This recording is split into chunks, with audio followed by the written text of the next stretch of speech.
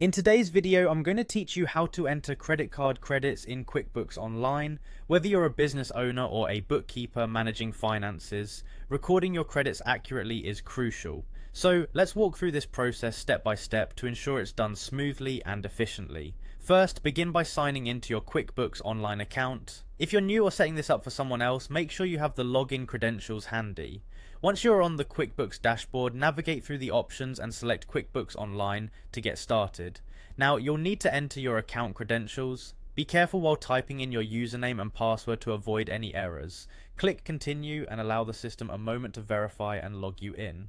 Once logged in, directing your attention to the top right corner of your screen, you'll notice a button labeled New. Clicking on it will open a drop-down menu filled with transaction options. Here, you want to select Credit Card Credit.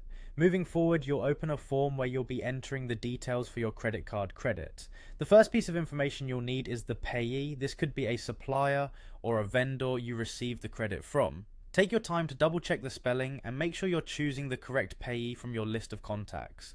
After the payee is added, it's time to select the appropriate bank or credit account. Click the drop-down menu for the list of accounts and choose the one associated with the credit transaction you're documenting. Next up is specifying the payment date. The payment date is crucial for accurate record keeping, reflecting when the credit will be or was accomplished. Select this meticulously as it will affect your reporting and cash flow management. Now we progress to adding the category for the transaction. Categories are essential because they help to classify the nature of the credit. Whether it be a refund for a purchase or a discount received, proper categorization will help in generating insightful reports at the end of your accounting period.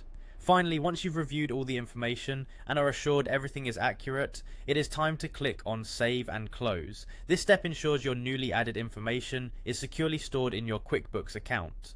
And there you have it, a detailed yet concise guide on entering credit card credits in QuickBooks Online. Practice these steps a few times and soon it will become second nature.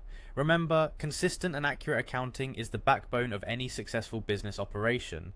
Thank you for tuning in and don't hesitate to revisit this video whenever you need a quick refresher. Happy accounting!